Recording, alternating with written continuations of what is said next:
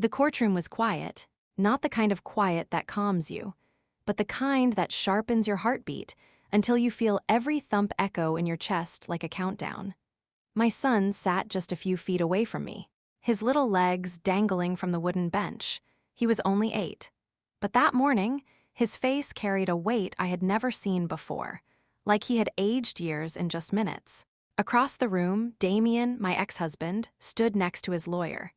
That same smug smile on his face, the one he always wore when he thought he was winning. He didn't even look at me, but he nodded at our son. Like everything was already decided. The judge shuffled his papers, adjusted his glasses, and then he looked up. "Mr. Carter," he began, "you're requesting a change in custody. You told this court your son has expressed a desire to live with you. Is that correct?" Damien nodded confidently. "Yes, Your Honor. Zadin told me he's uncomfortable with his current living conditions.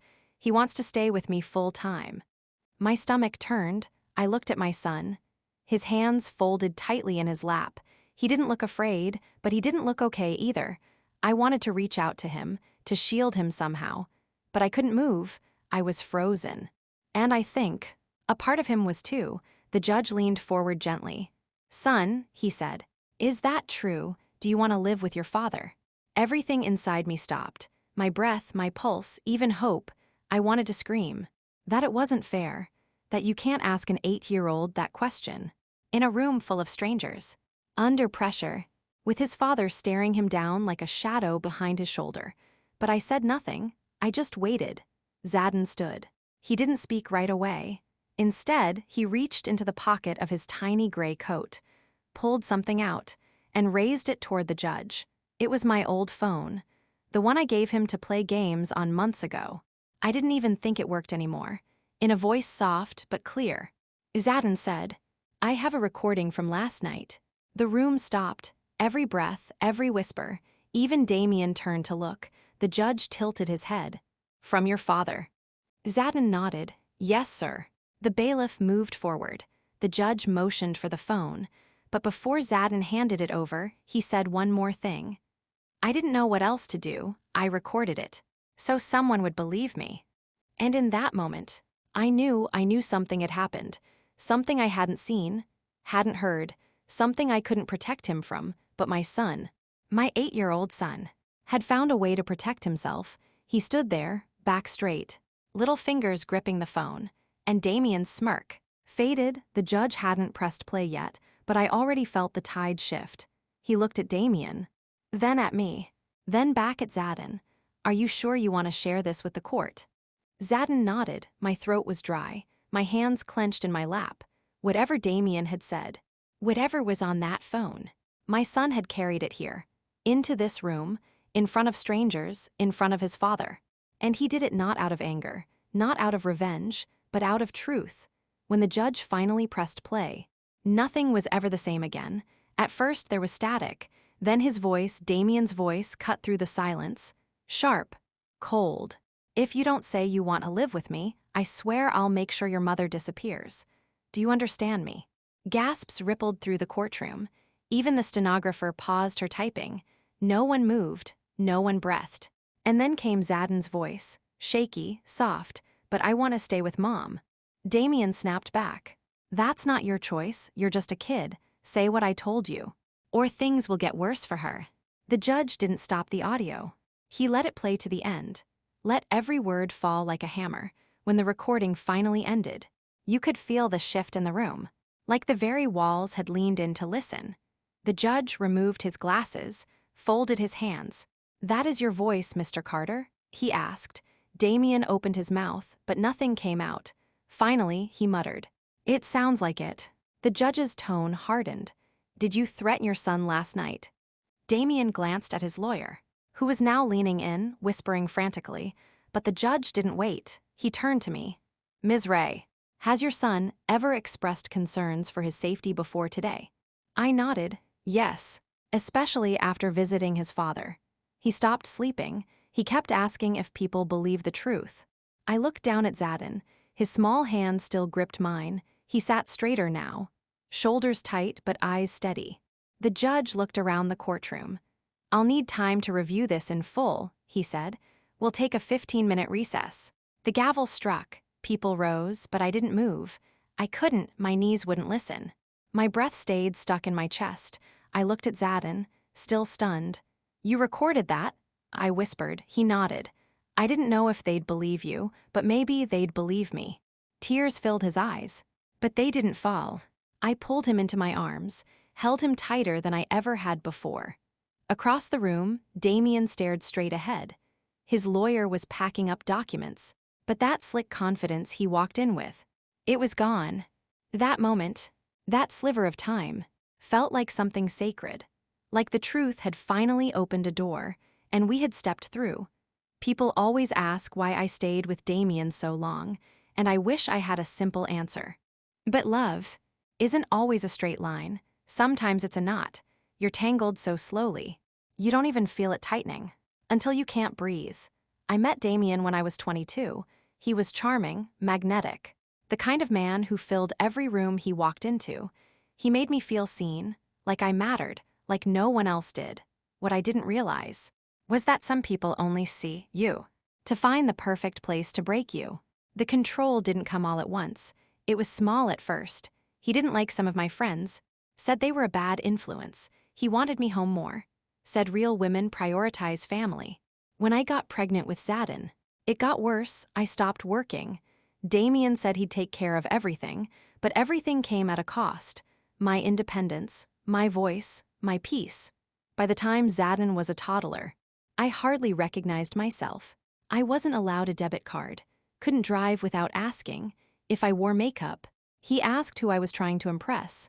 If I didn't, he said I looked lazy. Nothing I did was ever right. The final straw came one night. Zadin spilled juice on the carpet. He was 5, just 5. Damien screamed so loud. The walls shook. I stepped between them, hands trembling. Don't yell at him like that. Damien turned on me, with that look, the one I had seen too many times. That night, I packed a backpack, took my son, and left. We stayed with my mother for 2 weeks, before I found a tiny, one-bedroom apartment. On the edge of town. It wasn't much, but it was ours. I took a part-time job at the library by day and cleaned offices at night. It was hard. Some days I barely slept, but I was free, and more than anything, Zadin was safe. For the first 2 years after I left Damien, he didn't fight me for custody. He saw Zadin on weekends, always played the good dad, always smiling, always pretending, as if that was enough to erase the damage he had done. But something shifted 6 months ago. He showed up in a brand new suit, with a lawyer at his side, and he said he was filing for full custody. He claimed I was unstable, said Zadin told him he didn't feel safe with me, that he wanted to live with him instead. It felt like a punch to the gut. Zadin loved his life with me. We had our routines, bedtime stories, pancake Saturdays, little jokes only we understood. He never once said he wanted to leave, but I also knew how convincing Damien could be. He was always 2 men, the one the world admired, and the one I survived behind closed doors. In the weeks leading up to the hearing, everything grew heavier. Zadin started having trouble sleeping. He clung to me more, asked strange questions about court. One night, he crawled into bed beside me and whispered, "What happens if someone lies, and everyone believes them?" I turned to him, ran my fingers through his hair. "Then we tell the truth," I said softly. "That's what we do, even when it's hard." He nodded, but didn't say anything else. What I didn't know was that he was carrying the weight of Damien's threat, that he had already made a plan. The morning of the hearing, he put on that little gray coat Evelyn had ironed the night before. Then he asked if he could bring the old phone I had given him. I didn't think much of it. He liked to play music and games on it. I never imagined that phone would become the turning point of everything. The final weekend before court, Damien came early to pick Zadin up. Too early, like he was trying to catch us off guard. Zadin didn't want to go. He clung to me, said he had a stomachache. For a moment, I almost kept him home, but Damien stood on the porch, arms crossed, staring at me like he dared me to say no. Zadin walked out slowly. I watched from the window. They didn't know I could see them. Damien leaned down, his face inches from Zadin's. He spoke low and fast.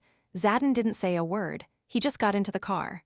That night, when he came back, he wasn't the same, he was too quiet. Too calm. The kind of calm that only comes after a storm. He didn't eat dinner. Just sat on the living room floor. Fiddling with that old phone, I asked if everything was okay. He nodded, said he was just tired, went to bed early. But I didn't sleep. I laid awake staring at the ceiling, wondering what Damien had said, wondering if he'd threatened him, wondering if I was about to lose everything. I had no proof, just a sick feeling I couldn't shake. The next morning, Zadin put on his coat and asked for the phone again. I asked him why, he shrugged. Maybe I want to listen to music, he said. We drove to the courthouse in silence. My knuckles were white around the steering wheel. He stared out the window in the back seat, his fingers clutching that phone, like it was the only thing keeping him steady. When we walked into the courtroom, Damien was already there with his lawyer. He turned and smiled at me. Like we were old friends, my stomach twisted. The judge entered. The bailiff called the room to order. Papers shuffled. Lawyers whispered. And then, Damien stood. He said it without flinching. Zadin told me he doesn't feel safe with his mother. He wants to live with me.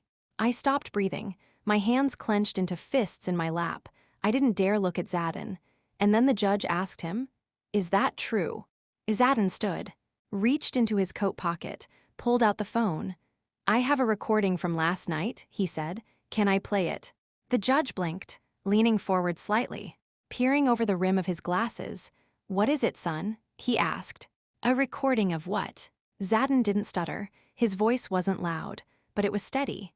"From my dad. He said something last night, and I didn't know if anyone would believe me, so I recorded it."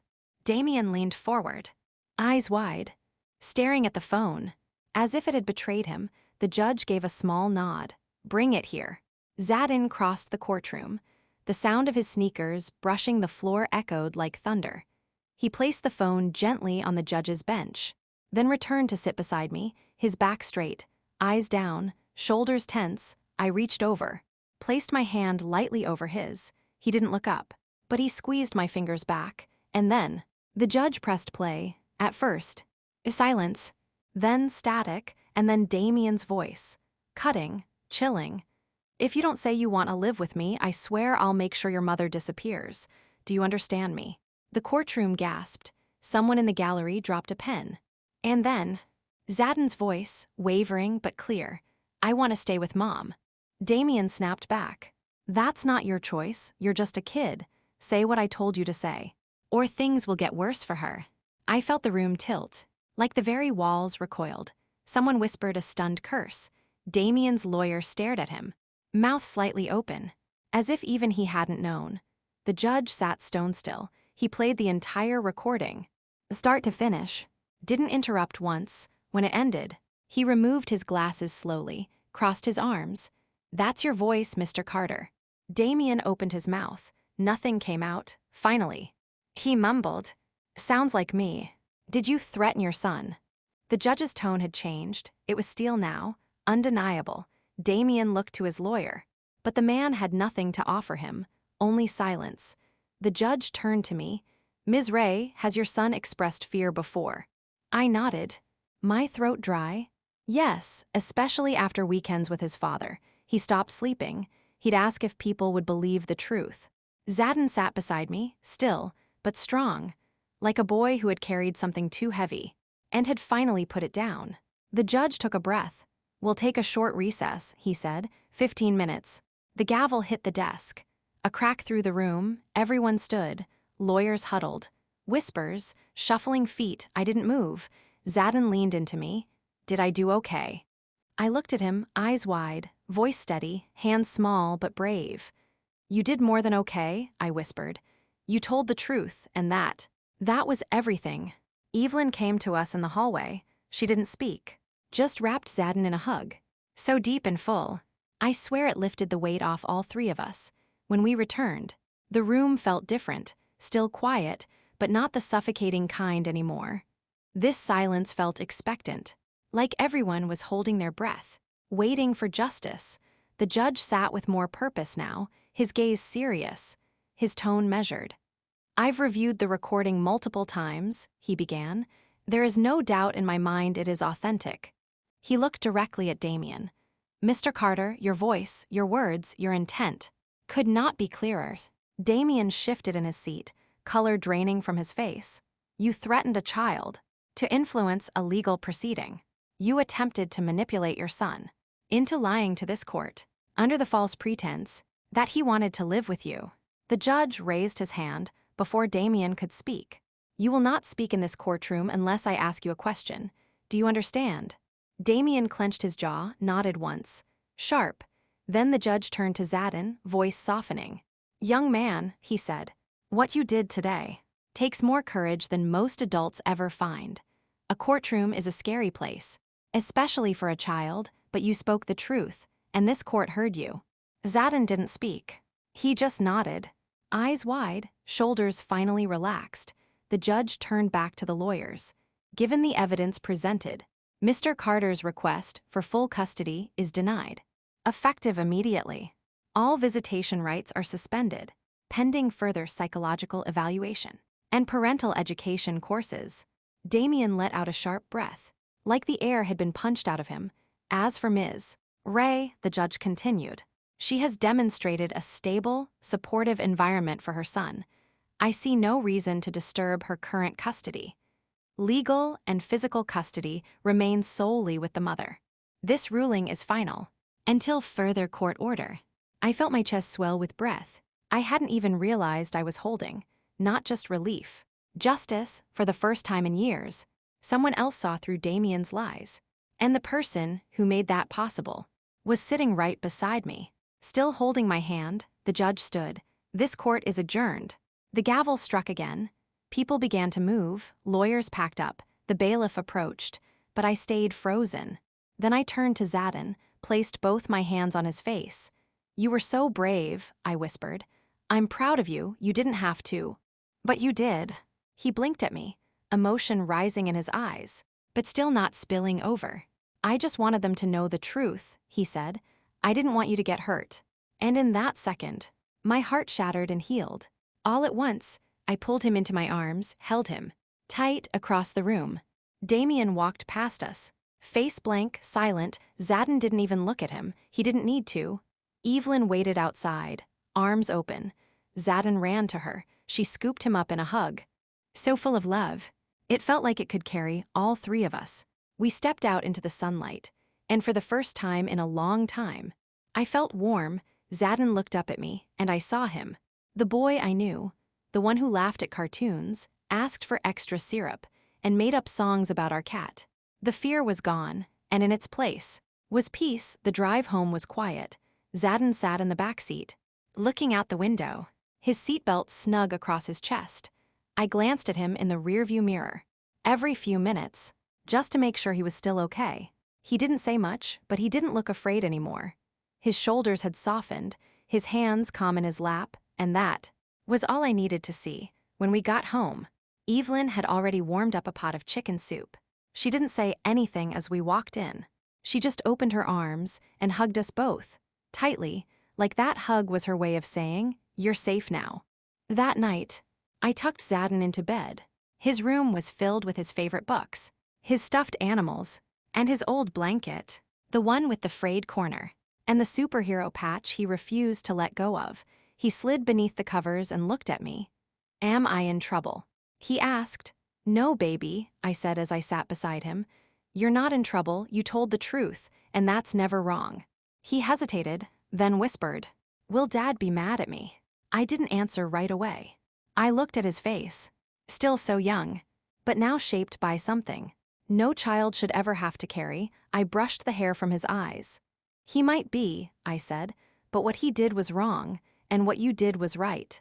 And someone being angry at the truth doesn't make the truth any less true." He nodded slowly, then turned over. I stayed with him until he drifted to sleep. I watched his chest rise and fall, steady, peaceful, safe.